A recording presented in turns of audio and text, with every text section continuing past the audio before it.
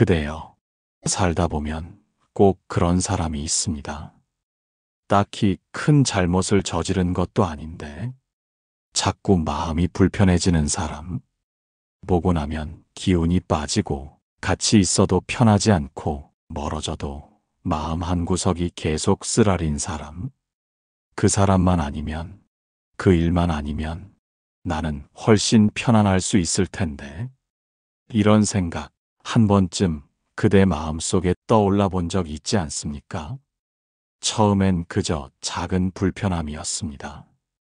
그 사람의 말투가, 눈빛이, 혹은 침묵이 내 마음속 어떤 상처를 건드리는 것 같았습니다. 왜 저렇게 말하지? 왜 자꾸 날 무시하는 것 같지? 나만 불편한 건가? 그렇게 그 사람은 내가 싫어하는 사람이 되었고, 점점 괴로운 사람이 되었고, 결국 마음속 가장 무거운 존재가 되어버렸습니다. 괴롭습니다. 그 사람이 달라지길 바라보지만 변하지 않습니다. 거리를 두어도 생각은 멀어지지 않습니다. 무시하려 해도 어느 순간 그 말 한마디, 표정 하나가 다시 마음을 찌릅니다. 이럴 땐 문득 스스로에게 묻고 싶어집니다. 내가 너무 예민한 건가? 내가 이상한 건가? 아니면 그냥 내가 약한 사람인 건가? 하지만 그대여, 부처님께서는 이 마음을 두고 그대가 약해서도 이상해서도 아니라고 하셨습니다. 이런 마음은 누구에게나 찾아옵니다. 사람 사이에 생기는 자연스러운 흔들림이지요. 부처님께서는 말씀하셨습니다. 그런 마음이 올라올 때 그걸 알아차리고 돌아보는 것이 진짜 내 마음을 돌보는 시작이 되느니라. 사람이 싫다고 고통받지 마라. 그저 이리 하라. 그저 말하지 말고, 반응하지 말고, 묶이지 말고, 내려놓으라는 뜻입니다. 하지만 그건 쉬운 일이 아닙니다. 그래서 오늘 우리는 부처님과 제자들의 수행을 통해 그저 이리 하는 법, 그 말의 진짜 뜻을 배워보려 합니다. 그대가 지금 싫어하고 있는 그 사람조차 이제는 그대의 괴로움이 되지 않도록 말입니다. 이제부터 3가지 이야기로 그 수행의 길을 함께 걸어가겠습니다. 괴로움의 뿌리는 사람인가, 내 마음인가? 한 수행자가 부처님께 나와 이렇게 말했습니다. 세존이시여, 저는 어떤 사람만 만나면 자꾸 마음이 무너집니다. 말 한마디도 마음에 걸리고 그의 말투, 시선, 침묵까지도 저를 흔듭니다. 그 사람은 저에게 큰 잘못을 한 적이 없습니다. 하지만 저는 점점 그를 싫어하게 됩니다. 심지어 그 사람이 기도하는 모습조차 거지처럼 느껴집니다. 부처님께서 묻습니다. 그대는 그 사람이 말을 하지 않아도 괴로운가? 네, 그렇습니다. 그대는 그가 아무 행동을 하지 않아도 그의 존재만으로 괴로운가? 네, 그렇습니다. 부처님께서 고개를 끄덕이십니다. 그렇다면 괴로움의 근원은 그 사람이 아니라 그대 마음속 반응이니라. 사람은 사람일 뿐입니다. 그가 미운 것도, 그가 불편한 것도 그가 만든 것이 아니라 내 안의 기억, 감정, 해석이 만들어낸 반응입니다. 부처님께서는 말씀하십니다.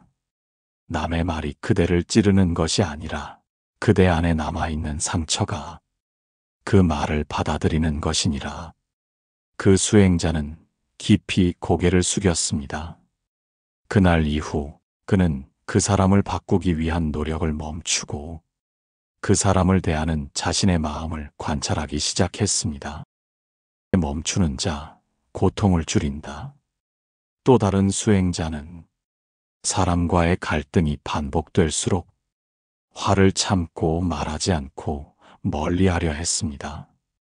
그러나 마음속에서는 그 사람을 향한 미움과 분노가 계속 커져갔습니다. 왜 저 사람은 변하지 않는 걸까? 나는 이렇게 참고 있는데 결국 나만 힘든 거야. 그는 다시 부처님 앞에 나아가 속마음을 털어놓았습니다. 부처님께서는 조용히 말씀하셨습니다.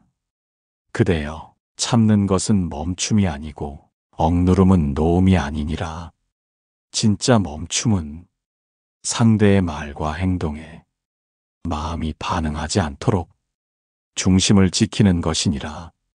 그 수행자는 묻습니다. 그러면 저는 어떻게 해야 그 사람에게 반응하지 않겠습니까? 부처님께서는 말씀하십니다. 그저 이리 하라. 말하지 말고 반응하지 말고 그저 바라보라. 그대가 바라보되 휘둘리지 않고 느끼되 휩쓸리지 않는다면 그 사람은 더 이상 그대의 괴로움이 되지 못하느니라. 그 수행자는 그날부터 그 사람을 피하지 않았습니다. 하지만 기대하지도 않았습니다. 그저 매 순간 자신의 반응을 들여다보았습니다. 그리고 어느 날 그 사람이 어떤 말을 해도 마음이 흔들리지 않는 순간이 찾아왔습니다. 그제야 그는 알았습니다. 내가 바꾼 것은 그 사람이 아니라 그를 향한 내 마음이었구나. 내려놓는 자 자유로워진다. 마지막 한 수행자는 오랜 원한을 품고 있었습니다. 예전에 자신을 모욕했던 자, 비난을 퍼부었던 자, 그 사람이 지금 눈앞에서 아무 일 없던 듯 살아가고 있었습니다. 저 사람을 용서할 수 없습니다. 그는 말했습니다. 이대로 지나가면 내가 진 것 같고 내가 무너지는 것 같습니다.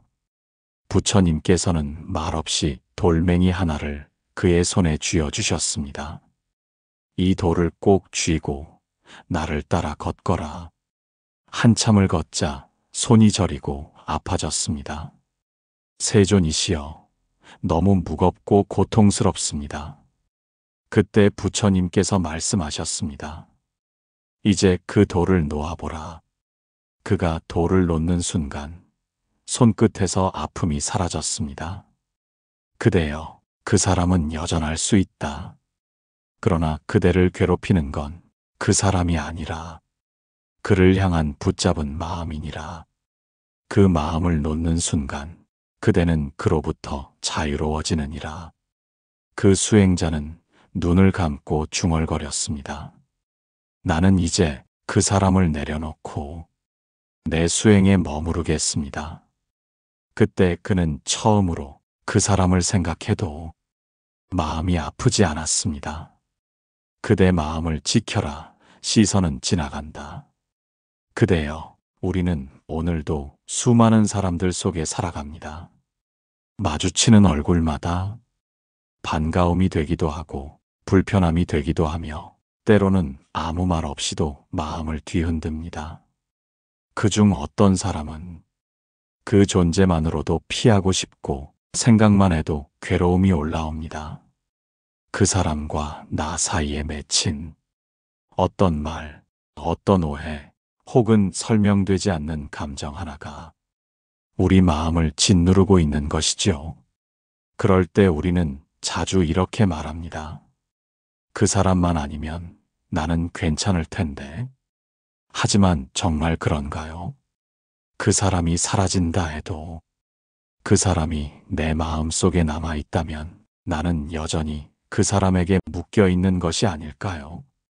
부처님께서는 그 괴로움의 실마리를 아주 간명하게 풀어내셨습니다.